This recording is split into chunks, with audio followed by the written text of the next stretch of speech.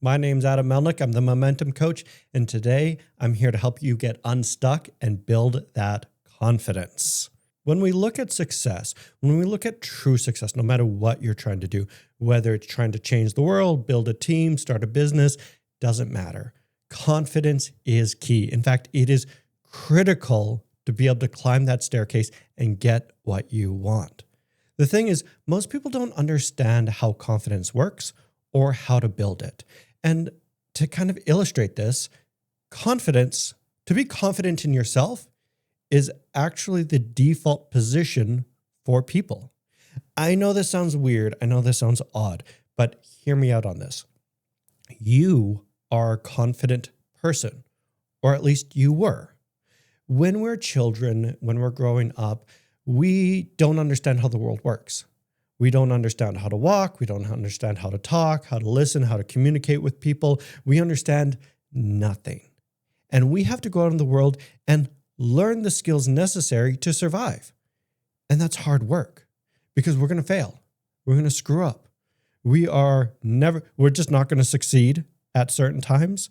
But ultimately, by pushing through, being confident in our own abilities, we learn how to talk. We learn how to walk. We learn how to socialize with our peers. We learn how to do basic arithmetic and, talk with individuals, for example, in front of a camera. These are not skills that we inherently know, but we are confident when we're young. Like, watch a toddler that doesn't know how to walk. When they are learning how to walk, they don't sit there and they say, well, I'm a failure. I'm never going to learn how to walk. No, they just stand up and they try and they fail. And then they fall down and then they try again because they're confident in their own abilities. It's as we grow up and enter into the school system usually, but sometimes it's before that, that we learn to be insecure, to be unconfident in our own abilities. And that's because we end up developing stories about ourselves. These stories are, I'm not good enough, I'm not smart enough, I'm not wise enough, I'm not experienced enough. But the thing is, they're stories. And the reason why we develop these stories is they're a defense mechanism. They're a defense mechanism to protect us from something. For example, we in class stood up and spoke to the teacher or said to the teacher that they were wrong about a subject, and the teacher reprimanded us and publicly humiliated us. And thus, we become very insular and insecure about our own knowledge and our ability to speak up with ourselves because we ended up getting taught, hey, when we speak up, we get publicly humiliated. And as a result, we gain insecurity. We lose that confidence.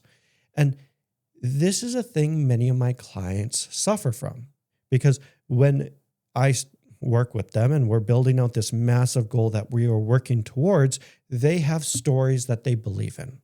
These stories are not true. How do I know they're not true? It's because there's always going to be evidence contradicting that story.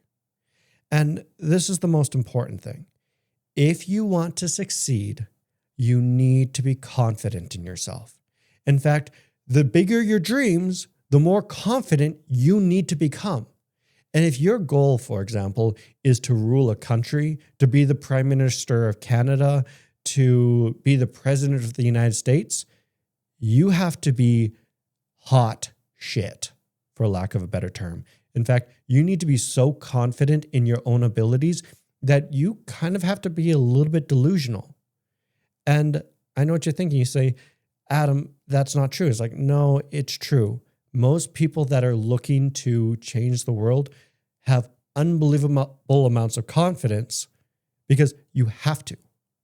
When you go out there trying to change the world, when you go out there trying to institute the change that you want, when you go out there to try to build your own business, to become that president, to become that prime minister, you are going to be faced with insanely high obstacles.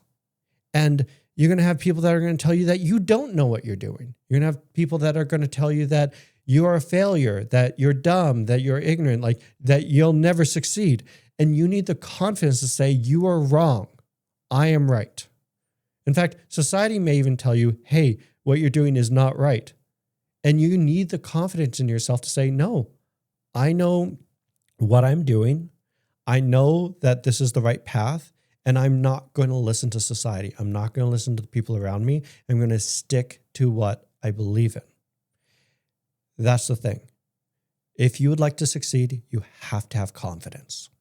Now, as you probably are thinking, well, how do I build that confidence? Confidence is so important, and I used to be a confident person. Then how do I become confident now? Well, it's a couple stage process. The first stage is we got to build wins. We got to build really small wins. In coaching with my clients, I always say we start small, we end big.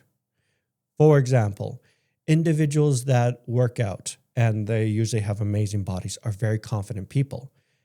And they say, well, it's because they have amazing bodies that they're confident. It's like, no, that's not what happened.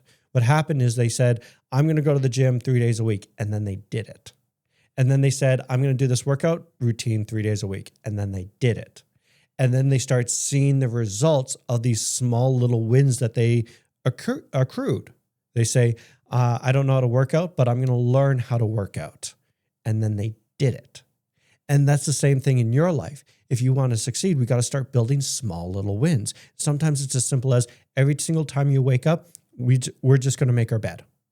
It's a small win, but it's proof that you can succeed. And from there, we start building onto that. If your goal is to be more positive, it's simply, I'm going to write in a positivity journal every single day, and you're just going to do it. And again, it sounds so small, but compounded over a long period of time, it leads to massive results because you're showing to yourself, hey, I can follow through on these things and I can succeed. And if I can succeed, then I can succeed at something else. And that's where we're starting to build that confidence. And so, for example, yourself, whatever goal you're trying to build out towards, start small, break it down into its most basic form. If it's like, hey, I just want to start meeting people, break that down into its smallest of forms.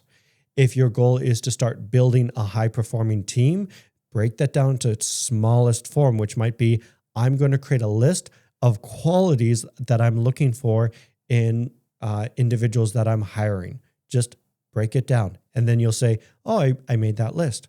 If I can do that, then I can do something else. And you're going to start building that self-confidence in yourself to really succeed at the bigger projects down the line. The second thing we need to do, we need to start reprogramming your brain. And we need to start looking for the stories that you have about yourself.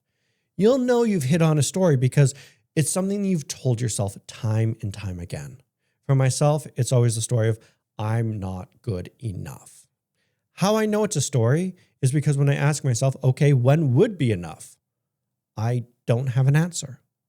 And this story has held me back time and time again. For example, I just putzed around when it came to building my business because when I thought about it, I said, well, I'm not good enough to start a business. I'm not good enough to be a coach. Okay, but when would I be good enough? And I would challenge myself. And once you understand what your story is, then you start looking for proof that contradicts it. For myself, I'd say, I'm not good enough to be a coach. And then I would sit down and say, okay, well, what is proof that I am good enough? And I'd start labeling out. Well, I've worked in mental illness and addictions for over a decade. I've worked with people that have had very hard lives, and I've helped them change and helped them succeed. I have friends that have leadership and business experience that can help teach me. I've led teams before. I've done the hiring process. I've had people that look up to me. I have people that consult me for advice. And I would write this list out and say, this is all the reasons why I am good enough to start my own business. This is why I am good enough to be a coach. This is why I am good enough and smart enough to succeed. And you use this list to challenge that belief because this belief is going to keep coming back and you have to keep challenging it again and again and again.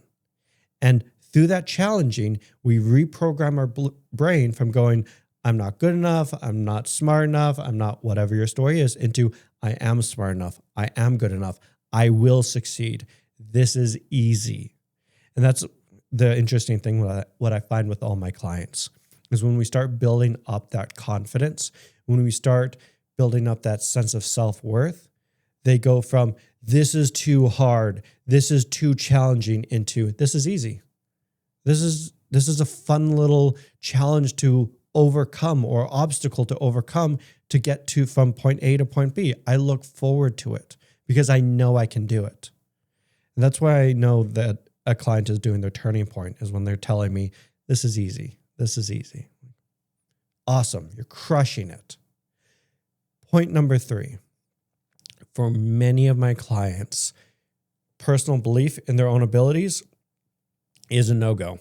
Trust me on that. They're like, Adam, I don't believe in myself. And I'm going to tell you, if you don't believe in yourself, don't believe in yourself. In fact, when I used to do addictions work, many of my clients were addicted to drugs and alcohol. They would say, I want to quit alcohol, but I don't believe that I can stop myself from drinking. And I would say, don't believe in yourself. Like, don't. In fact, AA, true AA, Alcoholics Anonymous, will often tell you, don't believe in yourself. Believe in a higher power. Believe in God. Believe in a deity that will give you that power. Believe in something outside of you that believes in you. And this is where I'll tell my clients, if you don't feel like you can succeed, if you don't feel confident in yourself, if you don't believe in yourself, do not believe in yourself. Believe in me, who believes in you. And I believe you can do it. And then many of my clients will start off by saying, oh, that's stupid, Adam. I can't do that. And then they'll go out there and we'll start working on action plans and things to get them started towards their goals. And what they'll say to themselves is like, I don't think I can do this. But Adam says that I can do this and I believe in him. And then they'll achieve that goal and they'll complete those action steps. And through that process, they start believing in themselves. So oftentimes when we first start, it's usually more beneficial not to believe in ourselves.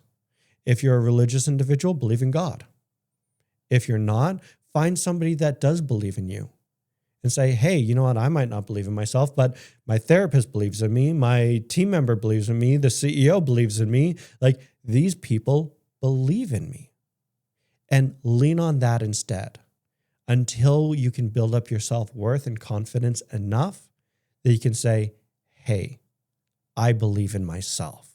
If you're feeling stuck and want to build up that personal confidence, come sit down for a free coaching session where we can sit down, identify where you are now, where you want to go, where your confidence levels are, and create a personalized plan to get you from point A to point B and help get you unstuck.